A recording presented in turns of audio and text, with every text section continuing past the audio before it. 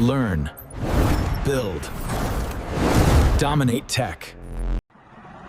अच्छा जी, तो अब हम बात करते हैं हमारे सिस्टम कॉल्स के टॉपिक की। इसको हम कर्नल कॉल्स भी कहते हैं। कर्नल कॉल ये हमारा लास्ट टॉपिक है फर्स्ट चैप्टर का। इसके बाद हमारा फर्स्ट चैप्टर थ्योरी का कंप्लीट हो जाएगा, फिर हमारा सेकंड चैप्टर प्रोसेस का स्टार्ट होगा। ठीक है, तो अब इमेजिन कीजिए कि आपका जो प्रोग्राम है ना वो एक गेस्ट है। ठीक है, और हार्डवेयर एक जो है ना एक तरीके से एक लॉकर है। सही हो गया? मेरी बात गौर से सुनना कि आपका जो प्रोग्राम है, वो एक गेस्ट है, और जो हार्डवेयर है ना वो एक लॉकर है। अब गेस्ट खुद तो लॉकर नहीं खोल सकता, उसे मैनेजर की ज़रूरत पड़ेगी। ठीक है, और मैनेजर कौन है? Operating system. सही हो गया? अब जब कोई एप्लीकेशन हार्डवेयर यूज़ करना चाहती है तो वो यूज़र मोड से कर्नल मोड में स्विच करती है। किसके थ्रू? सिस्टम कॉल इंटरफेस के थ्रू। मैं अपना पेन चेंज कर लेता हूँ ताकि मैं बता सकूँ। सिस्टम कॉल इंटरफेस के थ्रू क्यों करती है? कि भाई ये होता है प्रिविलेज। सही है, एक तरीके से जिस तरीके से हम दूसरी ज़बान में कहते हैं ना रूट एक्सेस ले लेना किसी चीज़ का। तो अब इसके ऊपर तक का ये सारा क्या है? इसके ऊपर तक का ये सारा है यूज़र मोड, और इसके नीचे तक का सारा है ये कर्नल मोड।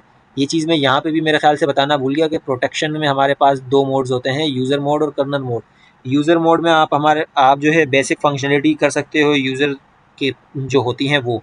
कर्नल में आप जो है हाई लेवल चीज़ें वो कर सकते हो, यानी कमांड्स रन करना, जो एक ऐसी कमांड्स हों जो यूज़र के लिए अलाउ नहीं हो, वो चीज़ें हो गई। ठीक है, तो यूज़र मोड और कर्नल मोड समझ आ गया। अब हमारा क्या होता है कि भाई जब भी कोई एप्लीकेशन हार्डवेयर यूज़ करना चाहती है तो वो क्या करती है कि यूज़र मोड से शिफ्ट करके कहाँ आ जाती है? कर्नल मोड पे। क्यों? क्योंकि हार्डवेयर को यूज़ करना एक, मैंने बताया ना, हार्डवेयर एक हमारे सॉफ्टवेयर से बाहर की चीज़ है, तो उस पर कम्युनिकेट करने के लिए हमें हाई लेवल प्रिविलेज चाहिए होता है। सही है, हाई लेवल एक्सेस चाहिए होता है, तो फिर हमें कर्नल मोड पे आना पड़ता है। कर्नल मोड पे हमारे पास हाई लेवल एक्सेस होता है। सही हो गया?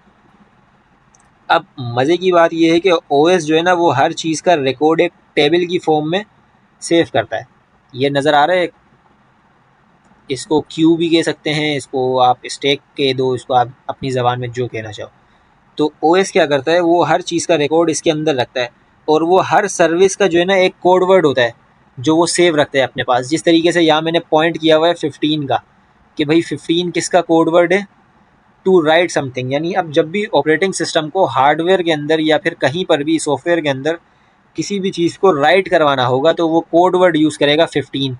और जब वो कोड वर्ड 15 भेजेगा तो ओएस खुद ही समझ जाएगा कि भाई आप जो है राइट कॉल करवाना चाह रहे हैं, यानी लिखने के लिए कुछ कॉल करवाना चाह रहे हैं। यही है वो कोड वर्ड वाली बात। सही है, कि भाई हर चीज़ का रिकॉर्ड उसने एक टेबुलर फॉर्म में रखा हुआ है, और हर सर्विस को उसने एक कोड वर्ड दिया हुआ है जिसके ज़रिए वो आसानी से समझ जाता है कि आप जो है उससे क्या करवाना चाह रहे हैं।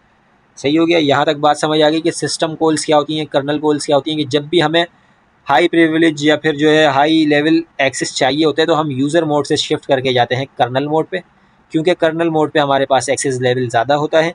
और हम जाते किसके थ्रू हैं? सिस्टम कॉल इंटरफेस के थ्रू। ये चीज़ याद रखनी है, किसके थ्रू जाते हैं? सिस्टम कॉल इंटरफेस के थ्रू। ये हमारी यूज़र एप्लीकेशन थी, ये सिस्टम कॉल इंटरफेस के थ्रू कहाँ गई? कर्नल मोड पे।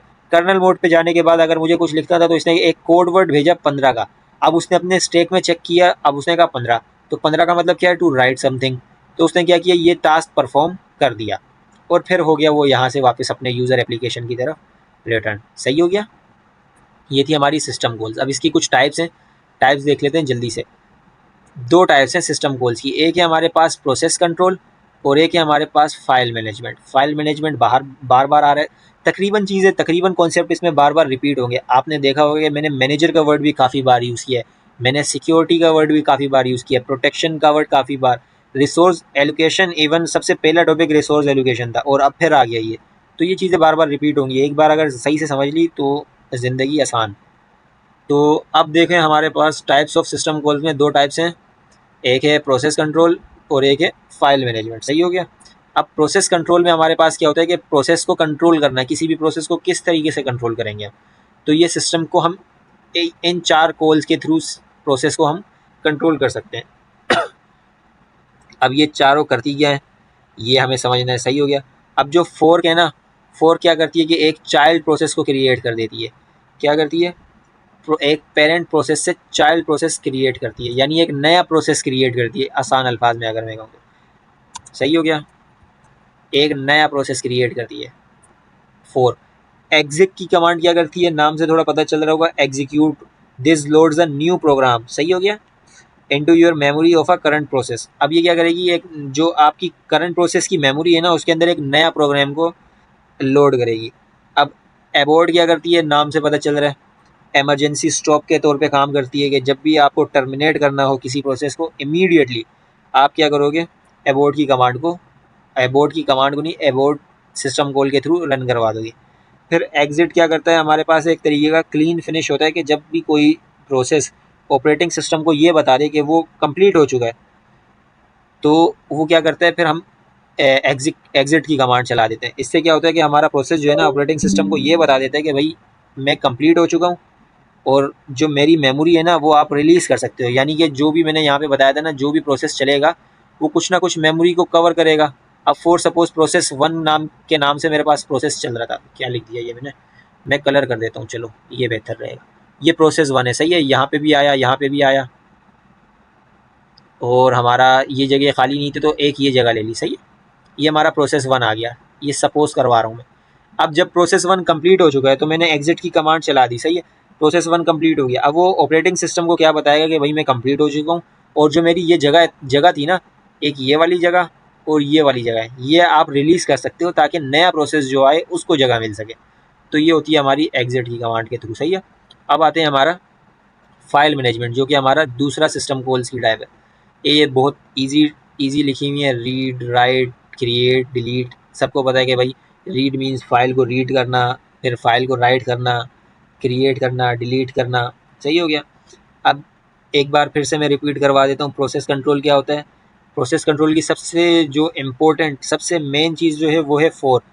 क्यों, क्योंकि ये नए प्रोसेस बनाने के लिए जो है यूज़फुल है। सही हो गया। इसी तरह जो फाइल मैनेजमेंट है, ये तो हम रोज़ ही जो है यूज़ करते हैं, रीड करना, राइट करना, डिलीट करना और एक्सेट्रा सारी चीज़ें हो गई। ठीक हो गया, तो ये था हमारा सिस्टम कॉल्स का टॉपिक।